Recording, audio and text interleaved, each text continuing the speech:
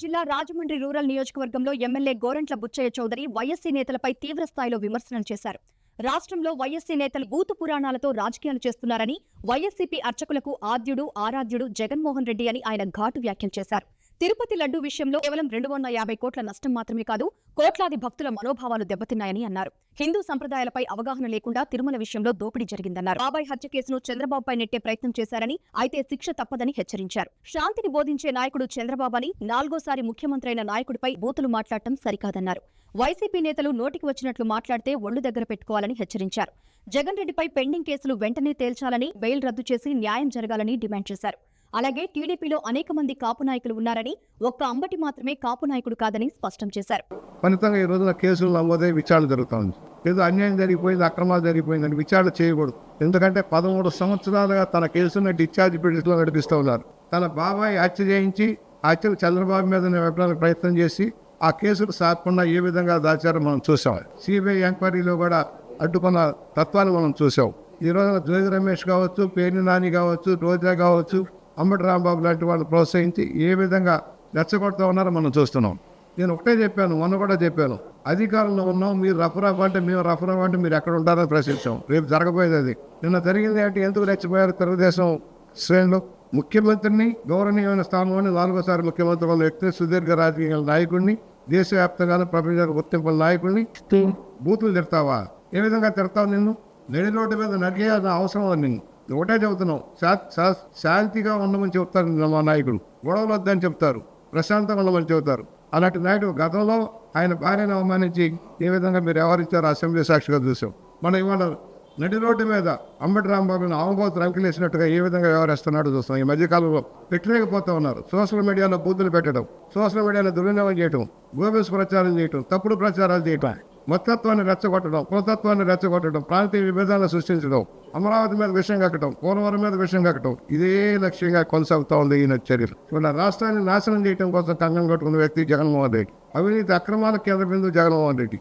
అరాచక విధానాలకి, ఆటవిక విధానాలకి ఆనాడు తండ్రిని అడ్డు పెట్టుకుని అనేక మందిని మర్డర్ చేయించిన కేసుల్లో ప్రథమ ముద్దాయి వాస్తవం చెప్పాలంటే తండ్రిని అడ్డు పెట్టి తప్పించుకుపోయావు. ఇవాళ నువ్వు, నేనంటున్నా, నీ వల్ల రేపు పొద్దుట అంబటి రాంబాబు ప్రమాదం ఉందని భావిస్తా ఉన్నాను. సొంత బాబాయిని హత్య చేసి దానిలో బాబాయిన మెదురెట్టినట్టు వాళ్ళు పక్కకు తప్పించి ఏ విధంగా వ్యవహారం నడుపుతారో మనం చూసాం. రేపు ఈ నెపాన్ని చంద్రబాబు మీద, తెలుగుదేశం మీద నెట్టడం కోసం అంబటి రాంబాబును హత్య చేయించిన ఆశ్చర్యం లేదు జగన్మోహన్ రెడ్డి. తప్పని ఒప్పుకోవడం చేత కాదు. ఓ పక్కన సజ్జల రామకృష్ణారెడ్డి లాంటి వాళ్ళు ఆ అడల్టరేషన్ సహజమాట, తిరుపతి లడ్డూలో అడల్టరేషన్ సహజమాట, క్లీన్ చిట్ ఇచ్చారని చెబుతారు, ఆపుసోపాలు పడుతూ ఉన్నారు. నేను ఒకటే అడుగుతున్నా, నీ మతం వేరు. నీ భార్యను తీసుకున్నప్పుడన్నా తిరుపతి వెళ్ళావా? పట్టు వస్త్రాలు సంరక్షణ కోసం వెళ్ళావా? ఎందుకన్నా లేదా? కనకదుర్గమ్మ గుడికి వెళ్ళావా? నీ మతం గౌరవిద్దాం. క్రైస్తవాన్ని మేము కించపత్రులా, క్రైస్తవాన్ని గౌరవిస్తాం, ముస్లింలు గౌరవిస్తాం, హిందూ ధర్మాన్ని నువ్వు హిందూ ధర్మాన్ని గౌరవించలా, హిందూ ధర్మాన్ని అగౌరవపరిచావు. హిందువుల మనోభావాలు దెబ్బతున్నాయి. ఈ రాష్ట్రంలో 24 కోట్ల లడ్డూలు పంపిణీ చేసి కల్తీ లడ్డూలు పంపిణీ చేయించామంటే ఏ విధంగా మనోభావాలు?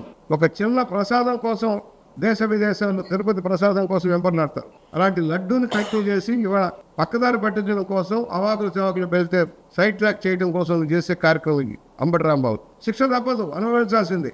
నువ్వు రఫరాఫ్ అంటే నేను ముందే చెప్పాను, నీకు రఫరాఫ్ అంటే మేము రఫరాఫ్ ఆడితే నువ్వు ఎక్కడ ఉంటావు? అప్పుడే అధికారం వచ్చినట్టు, సీట్లో కూర్చున్నట్టు, ప్రతిపక్షాలు అంచవేసినట్టు, కోత కోసినట్టుగా మాట్లాడు. నీకు నమ్మి అధికారం ఇస్తారా? మళ్ళా నీకు అధికారం ఇస్తే రాష్ట్రం ఉంటుందా? అరాచక శక్తులు ఆట బిందువు, నువ్వు కేంద్ర బిందువు వ్యవహరిస్తావు.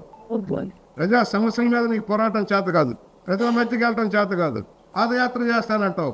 ఏమని చేస్తావు? ఏ ముఖం పెట్టుకుని చేస్తావు? ఏం సాధించావని? రాష్ట్రాన్ని ఏం చేసావని? అధోగతి పాలు చేసావు. కేంద్ర సహకారం ఉన్నా కూడా నువ్వు సాధించింది ఏమీ లేదు. ఆ రోజు ఇవాళ కేంద్ర సహకారంతో రాష్ట్రాన్ని ముందుకు తీసుకెళ్తున్నాం, అనేక సమస్యలు పరిష్కారం చేసుకుంటూ వెళ్తున్నాం. మరొకసారి చెబుతున్నాం, మీరు ఇదే విధంగా వస్తే తెలుగుదేశం శ్రేణులు రోడ్డు మీదకి ఎక్కితే రోడ్డు మీద నిలబడలేరు నేచర్ చేస్తున్నాం. వైఎస్ఆర్ శ్రేణులారా, నోటిని అదుపులో పెట్టుకోండి. నోరు మంచిదైతే ఊరు మంచిదైంది, నోరు చెడ్డదైతే వీపు బద్దలైద్ది. ఇది గమనంలోకి తీసుకోండి. జగన్మోహన్ రెడ్డి ఖబర్దార్, నీ ఆట విధానాలకు స్వస్తి చెప్పవు. ఇదే విధానంలో కొనసాగితే తెలుగు శ్రేణులు చేస్తే నువ్వు బెంగళూరు ప్యాలెస్కే పరిస్థితి వస్తుంది. జాగ్రత్త. ఇప్పటికే జగన్మోహన్ రెడ్డి ప్యాలెస్లో కూర్చుంటున్నాడు. అప్పుడప్పుడు విజిటింగ్ ప్రొఫెసర్ లాగా వస్తుంటాడు తాడేపల్లికి. నెగిటివ్ పారిశ్రామికవేత్తలకు ఉత్తరాలు రాస్తావు, పెట్టుబడులు పెట్టవద్దు, బాగలేదు, శాంతి పద్ధతులకు స్కిన్. నీ ప్రయత్నం మాకు తెలుసు. పెట్టుబడులు రాకుండా ఉండడం కోసం నేను వస్తున్నా, నువ్వు వస్తున్నావు అంటే ఎవడు రాడు, ఇక అందరికీ అర్థమైపోయింది. నేను వస్తున్నా అని చెప్తే ఎవడు రాకుండా ఉంటాడు, రాష్ట్రం నాశనం అయితే పర్వాలేదు అనే భావనలో నువ్వు వెళ్తున్నావు. కానీ నేను నమ్మే పరిస్థితుల్లో లేరు.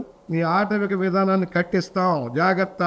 ఇదే విధంగా కొనసాగితే రాష్ట్రంలో పెట్టుబడి పోకుండా చూసుకోవాల్సిన బాధ్యత మా మీద ఉంది. నువ్వు కానీ నీ కార్యకర్తలు కానీ నీ నాయకులు కానీ పెట్టలేకపోతే ఎలా అరికట్టాలో మా చేతనంలో చేసి చూపిస్తాం. ఒక్కసారి చంద్రబాబు కన్నెర్ర చేస్తే ఎలా ఉంటుందో రుచి చూపించాలంటే మేము సిద్ధం. అభివృద్ధిని అడ్డుకుంటా ఉన్నావు, సంక్షేమాన్ని అడ్డుకుంటా ఉన్నావు, చెరువులను చెప్పి గోబెల్స్ ప్రచారం చేసి గతంలో అధికారంలోకి వచ్చినట్టు వద్దాం అనుకుంటున్నావు. సాగనీయం. ఏదో మార్ఫింగ్ చేస్తా ఉన్నావు, ఏదో మార్ఫింగ్ చేసి దుష్ప్రచారం చేస్తా ఉన్నావు. ఎండకేం చేస్తారు? ముఖ్యమంత్రిని పట్టుకొని పచ్చిపోతు తిడితే రోడ్డు మీద ఆంబోదం అంటే నెచ్చిపాక ఏం చేస్తారు? తెలుగుదేశం పార్టీ కార్యకర్తలు కానీ ఎన్డీఏ కూటమి నాయకులు కానీ సిక్కు సర్వం లజ్జ బిడియం వదిలేస్తే మేమేం చేయాలి? వాళ్ళ గురించి ఏ విధంగా చెప్పాల్సిన అవసరం ఉంది మాకు. అరాచక విధానాలకు స్వస్తి చెప్పాల్సిన అవసరం ఉంది. ఖండించండి, ప్రజాస్వామ్య వదిలారా ఖండించండి. తన అధికారంలో ఉన్నప్పుడు ఇలాగే చేశాడు, తప్పుడు కేసులు పెట్టాడు, అనేక మందిని హత్యలు చేయించాడు, జైళ్ల పాలు చేశాడు.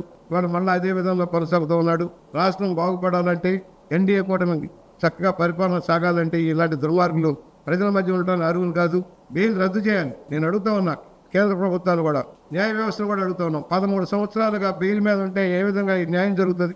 సామాన్యుడికి న్యాయం ఎలా జరుగుతుంది? ఆర్థిక నేరగాడు రోడ్డు మీద బరితెగించి దోచుకున్న సొమ్ముతో అరాచకం సృష్టిస్తుంటే ఎలా న్యాయం జరుగుతుంది? ఎన్నాళ్ళు ఈ కేసులు వాయిదాల మీద వాయిదాలు? సామాన్యుడికి ఒక న్యాయం, రాజకీయ నాయకుడికి ఒక న్యాయం అని ప్రశ్నిస్తా ఉన్నాం. తక్షణం బెయిల్ రద్దు చేసి విచారణ పూర్తి చేసి దోషిత్వాన్ని తేల్చాల్సిన అవసరం ఉంది. బాబాయ్ హత్య కేసును వేగంగా ముందుకు తీసుకువెళ్ళి దోషులకు శిక్ష పడేయాల్సిన అవసరం ఉంది. కోడికత్తు డ్రామా వల్ల నష్టపోయిన బాధితుడికి న్యాయం జరగాలంటే కోర్టుకు వచ్చి ముందు వాగ్మూలం ఇవ్వాల్సిన అవసరం ఉంది. జగన్మోహన్ రెడ్డి ఎందుకు వెళ్ళటం లేదు? నువ్వు నీ పిరిగితనం ఏంటి? పిరికి సన్యాసి నువ్వు, అంతకంటే మాటలేదు. పిరికి సన్యాసి నువ్వు. అందుకనే తాడేపల్లి ప్యాలెస్కి పెద్ద పెద్ద ఇనుప కట్టడాలు కోటలు కట్టేసావు. భయం నీకు, ప్రాణభయం. హత్యలు చేసేవాడికి చేయించేవాడికి ప్రాణభయం ఉంటుంది.